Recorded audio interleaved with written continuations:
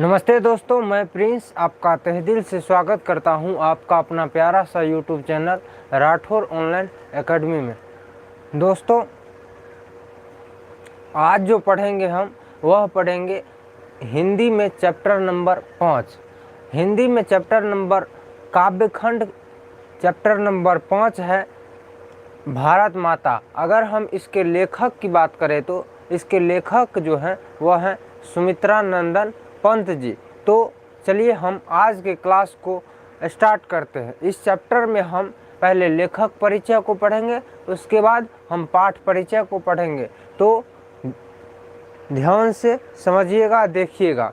तो चलिए आज की क्लास को हम स्टार्ट करते हैं। अगर हम चैप्टर की बात करें तो इस चैप्टर का जो नाम है वह है भारत माता। क्या नाम है? भारत माता।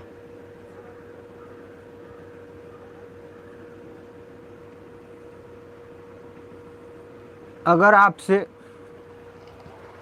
आपसे कोई पूछे कि काव्यखंड में चैप्टर नंबर 5 भारत माता के लेखक कौन है, तो इसके लेखक जो हैं वह है कौन? सुमित्रा नंदन पंत।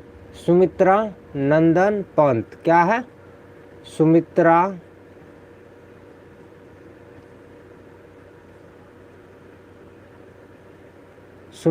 नंदन पंत। क्या है? सुमित्रा नंदन पंत। सबसे पहले हम लेखक परिचय को पढ़ेंगे। क्या पढ़ेंगे? लेखक परिचय को।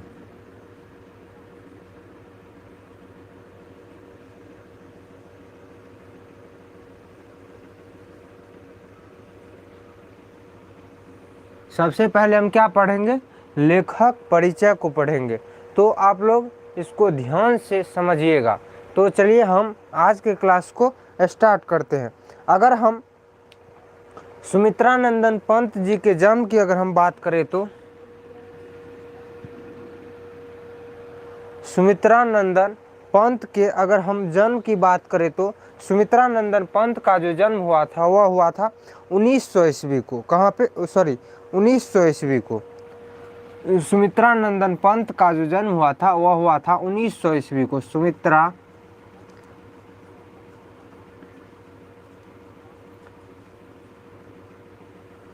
सुमित्रा नंदन पंत का जन्म 1900 ईस्वी को हुआ था। 1900 ईस्वी को हुआ। कब हुआ था? अगर आपसे ऑब्जेक्टिव में आ जाए तो एग्जाम में कि सुमित्रा नंदन पंत जी का जन्म कब हुआ था, तो वह हुआ था 1900 ईस्वी को। कहाँ पे? तो सुमित्रा नंदन पंत का जन्म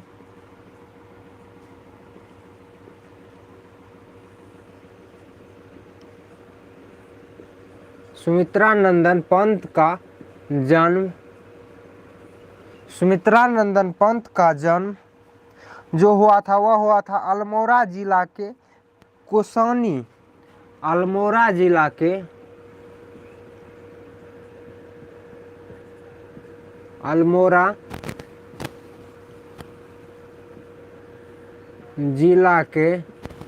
कोसानी, कहाँ पे? अल्मोड़ा जिला के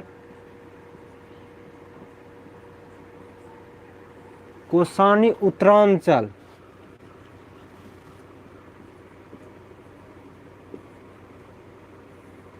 कोसानी उत्तरांचल रमणीय स्थल,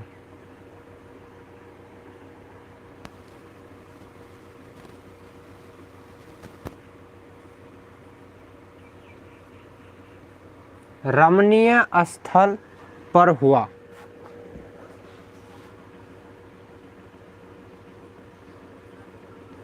अगर आपसे पूछे कि सुमित्रा नंदन पंत का जन्म कहाँ पे हुआ था, तो वह हुआ था अल्मोड़ा जिला के कोसानी, अल्मोड़ा जिला के कोसानी उत्तरांचल रमणीय स्थल पर सुमित्रा नंदन पंत जी का जन्म हुआ था। एक सेकंड।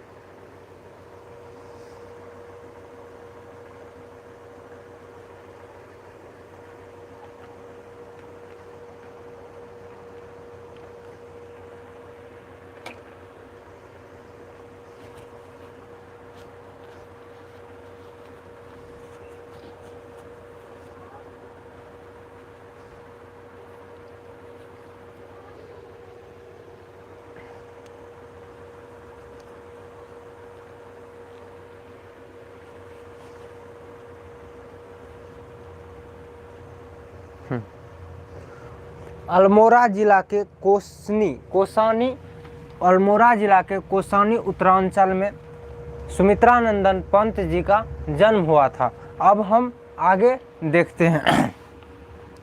पंत जी के माता का नाम क्या था? सरस्वती देवी। पंत जी के माता का नाम, यानी सुमित्रा नंदन पंत के माता का नाम सुमित्रा नंदन पंत के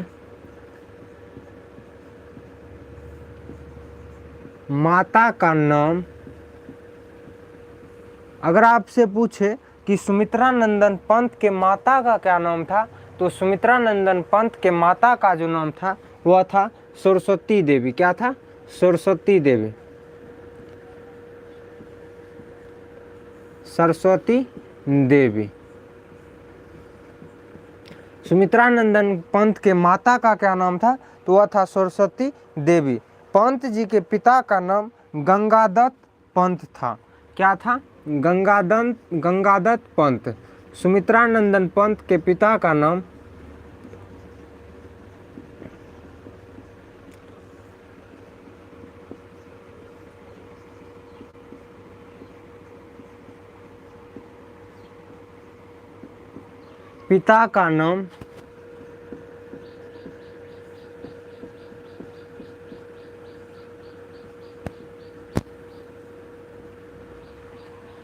गंगादत्त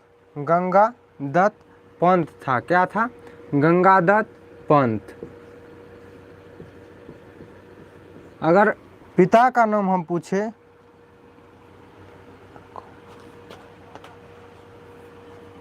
जो कि टी एस्टेट में अकाउंटेंट थे। क्या थे? टी एस्टेट में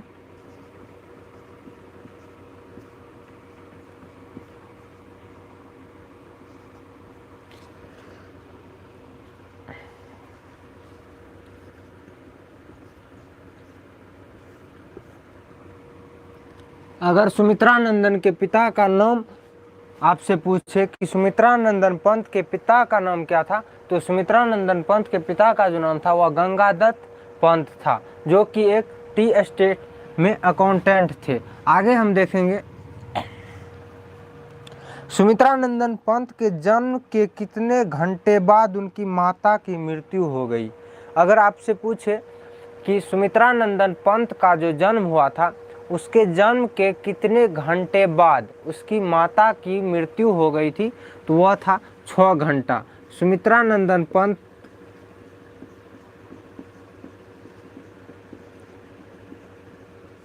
सुमित्रा नंदन पंत के जन्म के 6 घंटा बाद 6 घंटा बाद उसके माता की मृत्यु हो गई। उसके माता की मृत्यु हो गई। अगर आपसे पूछे कि सुमित्रा नंदन पंत के जन्म के कितने घंटे बाद सुमित्रा नंदन पंत के माता की मृत्यु हो गई थी, तो वह था 6 घंटा। आप समझ सकते हैं कि 6 घंटा बाद यानी सुमित्रा नंदन पंत जी का जब जन्म हुआ था, तो यानी उसके माता जी का जो मृत्यु हुआ था वह सुमित्रा नंदन पंत जी के जन्म के 6 घंटा बाद हो गया था। तो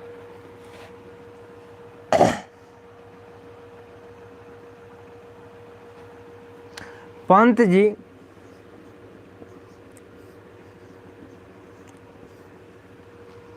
अगर आपसे पूछे कि पंत जी किस प्रकार के कवि थे, तो पंत जी जो थे वह छायावादी कवि थे। किस प्रकार के कवि थे? तो छायावादी कवि थे।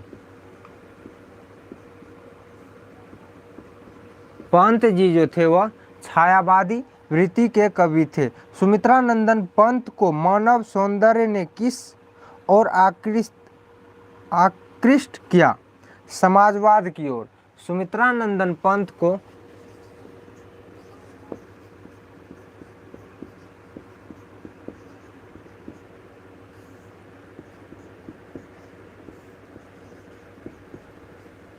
सुमित्रा नंदन पंत को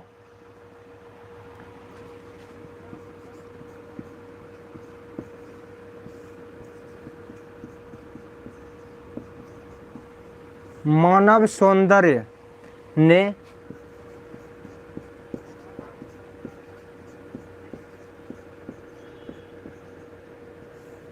समाजवाद की ओर आकृष्ट किया।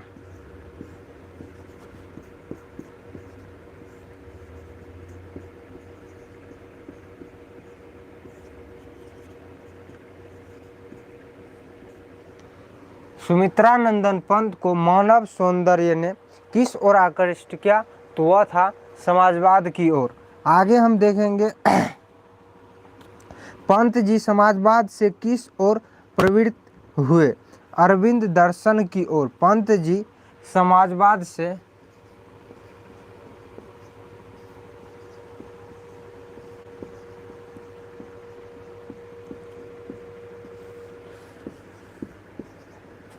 पंत जी समाजवाद से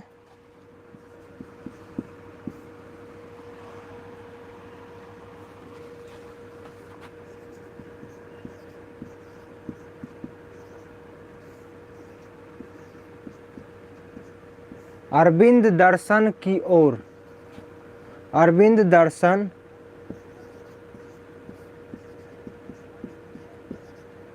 की ओर आकृष्ट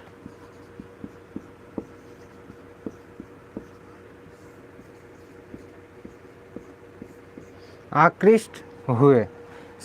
पंत जी समाजवाद से अरविंद दर्शन की ओर आकृष्ट हुए। अगर आपसे पूछे कि सुमित्रा नंदन पंत को मानव सौंदर्य से समाजवाद की ओर आकृष्ट किया किसने? सुमित्रा नंदन पंत को समाजवाद की ओर आकृष्ट किसने किया था? वह था मानव सौंदर्य। आगे हम देखेंगे पंत जी की अंतिम काव्य क्या है? पंत जी की अंतिम काव्य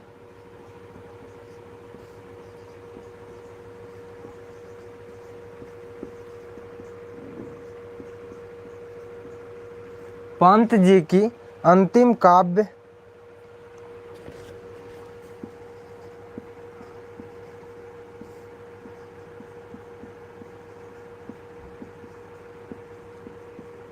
लोकायतन है। क्या है? लोकायतन। अगर आपसे पूछे कि पंत जी की अंतिम काव्य क्या है तो वह है लोकायतन। पंत जी की प्रमुख काव्य कृतियां के बारे में अब हम बात करेंगे। पंत जी की प्रमुख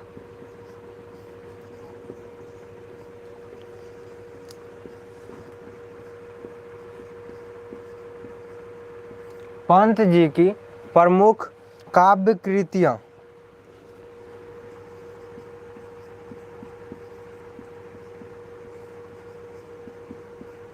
पंत जी की प्रमुख काव्य कृतियां अगर आपसे पूछे कि पंत जी की प्रमुख काव्य कृतियां क्या है तो पंत जी की प्रमुख काव्य कृतियां में पहला है उच्छ्वास। पहला क्या है? उच्छ्वास। अगर दूसरा की अगर हम बात करें तो दूसरा है पल्लव। क्या है? दूसरा है पल्लव। दूसरा की अगर हम बात करें तो दूसरा क्या है? पल्लव। और तीसरा की बात करें तीसरा है वीणा। क्या है? वीणा। चौथा है ग्रंथि। चौथा क्या है? ग्रंथि। और पांचवा है गुंजन। पांचवा क्या है? गुंजन। पांचवा अगर आपसे पूछे कि पांचवा क्या है तो वह है गुंजन। अगला है युगांत। क्या है? युगांत। अगला क्या है? युगांत। अगला है युगवाणी।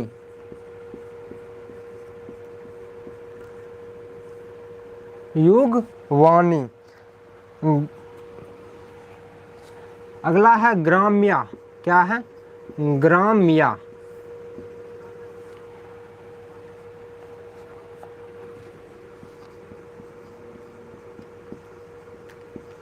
स्वर्ण घोनी।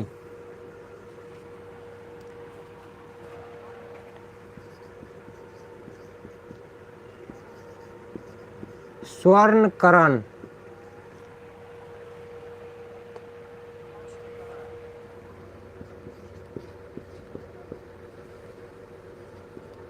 युगपथ। और लास्ट है चिदंबरा। क्या है? चिदंबरा।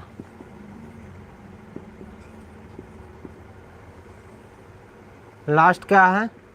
चिदंबरा आदि। अगर आपसे पूछे कि पंत जी की प्रमुख कृतियां, अगर ऑब्जेक्टिव में आ जाए कि पंत जी की पल्लव किसकी कृतियां हैं तो किसकी है? पंत जी की। तो चलिए हम इसको अच्छी तरह से समझते हैं। आज हमने चैप्टर शुरू किया भारत माता, यानी आप कह सकते हैं कि काव्य खंड में चैप्टर नंबर 5 है भारत माता। अगर इस चैप्टर के लेखक अगर आपसे पूछे कि इस चैप्टर के जो लेखक हैं वह कौन है तो इस चैप्टर के जो लेखक हैं वह है सुमित्रानंदन पंत। सुमित्रानंदन पंत जी के अगर हम जन्म की बात करें तो उसका जो जन्म हुआ था वह हुआ था 1900 ईस्वी को।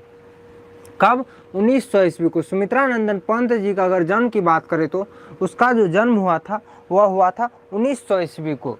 सुमित्रानंदन पंत का जो जन्म हुआ था वह हुआ था अल्मोड़ा जिला के, कहाँ पे? अल्मोड़ा जिला के कोसानी उत्तरांचल।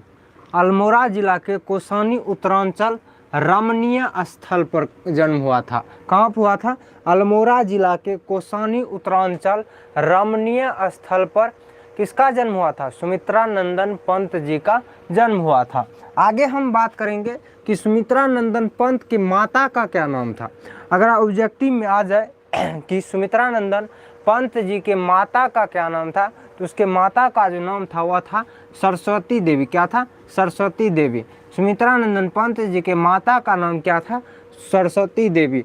सुमित्रानंदन पंत जी के पिता का नाम अगर आपसे पूछे कि सुमित्रानंदन पंत जी के पिता का नाम क्या था तो उसका नाम था गंगादत्त पंत। क्या था? गंगादत्त पंत। सुमित्रानंदन पंत जी के माता का नाम था सरस्वती देवी और पिता का नाम अगर आपसे पूछे कि पिता का क्या नाम था तो उसका नाम था गंगादत्त पंत, जो कि एक टी एस्टेट में अकाउंटेंट थे। क्या थे? टी एस्टेट में अकाउंटेंट थे उसके पिताजी।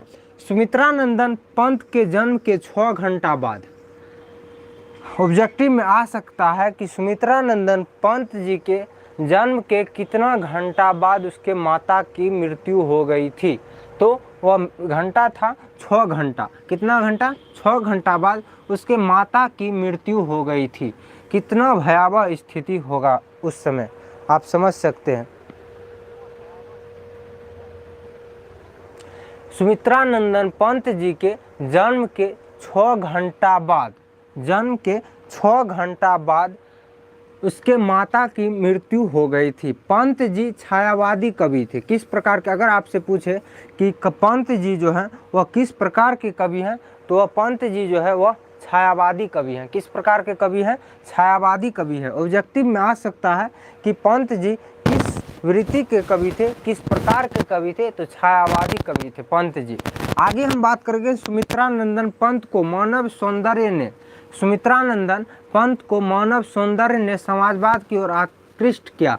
सुमित्रा नंदन पंत को किसने, ऑब्जेक्टिव में आ सकता है कि सुमित्रा नंदन पंत को किसने समाजवाद की ओर आकृष्ट किया था, वह था मानव सौंदर्य। क्या था? मानव सौंदर्य। आगे हम बात करेंगे पंत जी समाजवाद से अरविंद दर्शन की ओर आकृष्ट हुए। पंत जी जो थे वह समाजवाद से अरविंद दर्शन की ओर आकृष्ट हुए। पंत जी की अंतिम काव्य लोकायतन है। पंत जी की अगर हम अंतिम काव्य की बात करें तो अंतिम काव्य जो है वह है लोकायतन। पंत जी की अंतिम काव्य आपसे पूछे कि पंत जी के अंतिम काव्य क्या है, तो वह है लोकायतन। पंत जी की प्रमुख कृतियां अब हम बात करेंगे। पंत जी की प्रमुख कृतियां को अगर हम देखते हैं तो पंत जी की प्रमुख कृतियां में है उच्छ्वास। क्या है? उच्छ्वास। दूसरा है पल्लव। दूसरा क्या है? पल्लव। तीसरा है वीणा। तीसरा क्या है? वीणा। चौथा है ग्रंथि। चौथा है ग्रंथि। और पांचवा है गुंजन। पांचवा क्या है? गुंजन। और अगला का अगर हम बात करें तो अगला है युगांत। अगला क्या है? युगांत। और उससे आगे अगला बात करें तो युगवाणी। अगला क्या है? युगवाणी। आगे है ग्राम्या। क्या है? ग्राम्या। और आगे है स्वर्ण ध्वनि। स्वर्ण ध्वनि, स्वर्णकरण, युगपथ, चिदंबरा आदि। हाँ, ऑब्जेक्टिव में आपसे अगर पूछे स्वर्णकरण किसका, स्वर्णकरण जो है वह किसका कृतियां है, तो वह है किसका? सुमित्रा नंदन पंत जी का कृतियां हैं। अगर आपसे पूछे कि उच्छ्वास किसका कृतियां हैं, ऑब्जेक्टिव में आ जाए कि उच्छ्वास किसका कृतियां हैं, तो वह है सुमित्रा नंदन पंत जी का कृतियां। अब हम इससे आगे देखते हैं।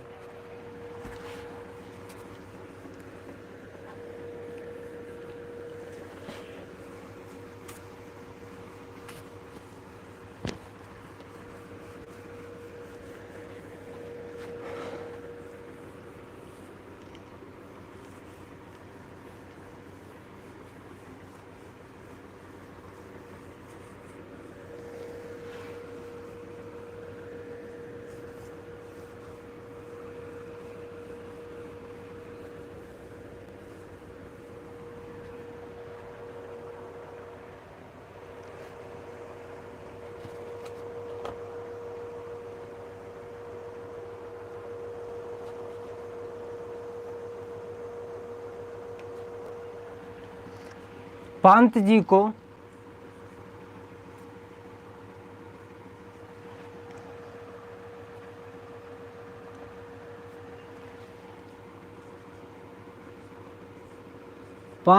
को चिदंबरा, किस पे? चिदंबरा। पंत जी को चिदंबरा काव्य पर ज्ञानपीठ, कौन सा? चिदंबरा काव्य पर भारतीय ज्ञानपीठ पुरस्कार, भारतीय ज्ञानपीठ पुरस्कार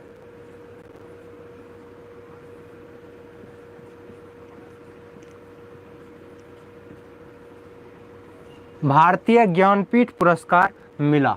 अगर आपसे पूछे कि किस काव्य पे सुमित्रा नंदन पंत जी को भारतीय ज्ञानपीठ पुरस्कार मिला था, तो वह काव्य था चिदंबरा। कौन था? चिदंबरा। आगे हम बात करेंगे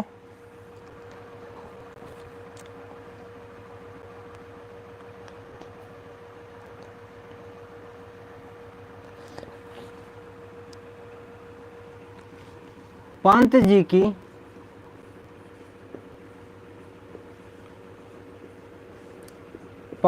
की पाठ भारत माता, कौन सा, जिस चैप्टर को अभी हम पढ़ रहे हैं, भारत माता, पंत जी की पाठ भारत माता। अगर आपसे पूछे किस काव्य संग्रह से संग्रह से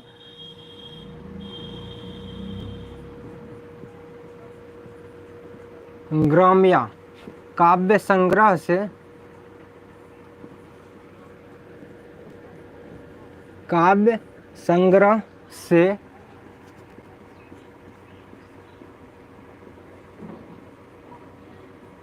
संकलित है। अगर आपसे पूछे कि पंत जी की पाठ भारत माता किस काव्य संग्रह से संकलित है, तो वह काव्य संग्रह है ग्राम्या। क्या है? ग्राम्या। आगे हम बात करेंगे सुमित्रानंदन पंत जी की। अगर हम मृत्यु की बात करें तो सुमित्रानंदन पंत जी की मृत्यु जो हुई थी वह हुई थी 29 दिसंबर 1977 ईस्वी को। पंत जी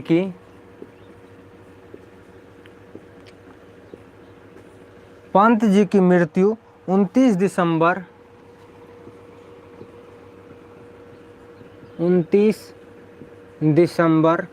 1977, कितना, 1977 ईस्वी को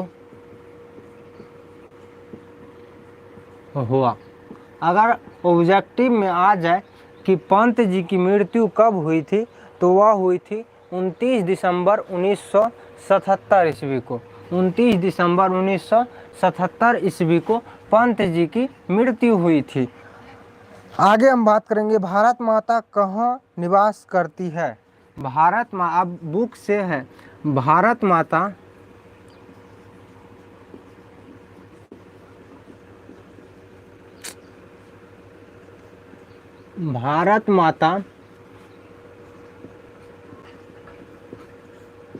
गांव में निवास करती है। भारत माता, अगर आपसे पूछे कि भारत माता कहाँ निवास करती है, ये जो हम लाइन लिखे हैं ये है बुक से। तो भारत माता कहाँ निवास करती है, तो भारत माता जो है वह गांव में भी निवास करती है। भारत माता के श्रेष्ठ मुख की तुलना कवि ने किससे की है? छायायुक्त चंद्र से। भारत माता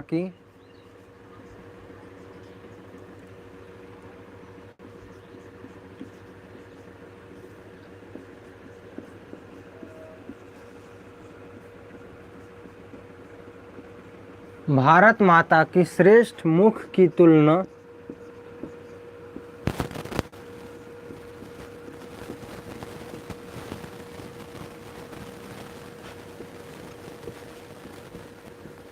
कवि ने किससे की है?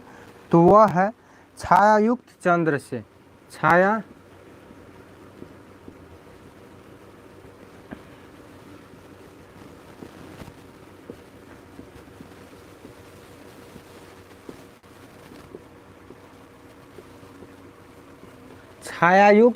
चंद्र से की है।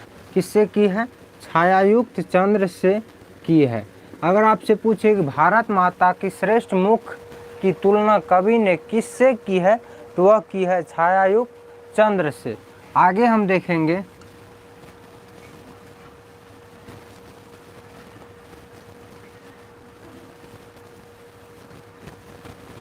पंत जी के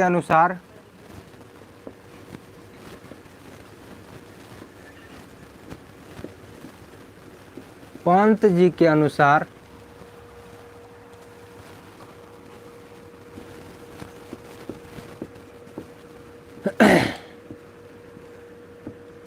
भारत माता की कितनी संतान? भारत माता की 30 करोड़। कितना?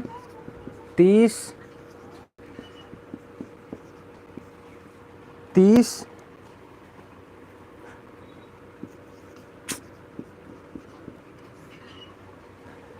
पंत के अनुसार भारत माता की 30 करोड़ संतानें 30 करोड़ संतानें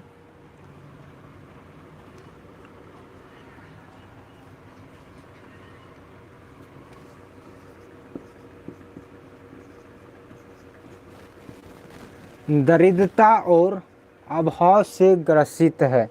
दरिद्रता और अभाव से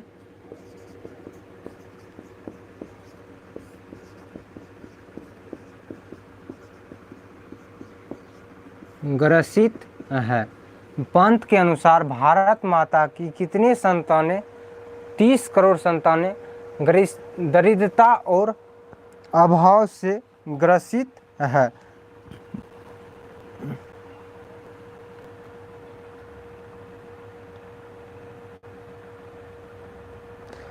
भारत माता की आंचल कैसा है? धूल भरा। भारत माता की आंचल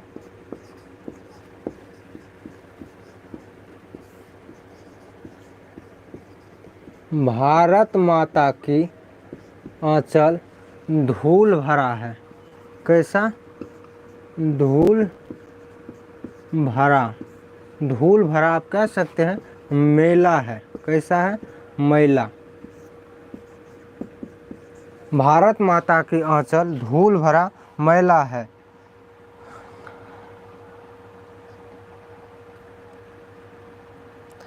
कविता में पंत जी ने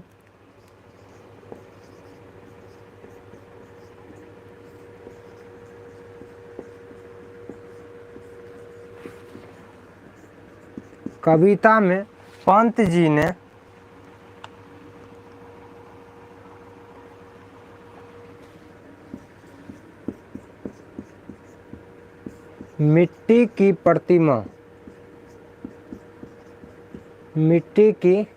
प्रतिमा उदासनी,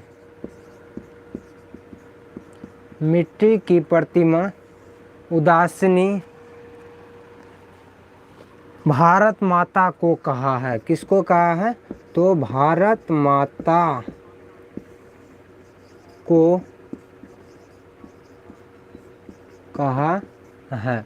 हम अब इसको अच्छी तरह से समझते हैं। पहला लाइन है, पंत जी चिदंबरा काव्य, पंत जी को चिदंबरा काव्य भारतीय ज्ञानपीठ पुरस्कार मिला।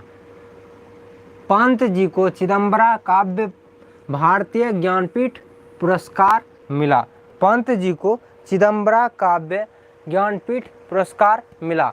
चिदंबरा काव्य संग्रह पे उसको ज्ञानपीठ भारतीय ज्ञानपीठ पुरस्कार मिला था। पंत जी की पाठ भारत माता, पंत जी की जो पाठ है वह भारत माता ग्राम्या काव्य संग्रह से संकलित है। अगर आपसे पूछे कि पंत जी की जो पाठ है भारत माता वह कहाँ से लिया गया है, कहाँ से संकलित है, तो वह संकलित है ग्राम्या काव्य संग्रह से संकलित है। पंत जी का जो मृत्यु हुआ था वह 29 दिसंबर 1977 ईस्वी को हुआ। पंत जी का मृत्यु कब हुआ था? तो 29 दिसंबर 1977 ईस्वी को हुआ था।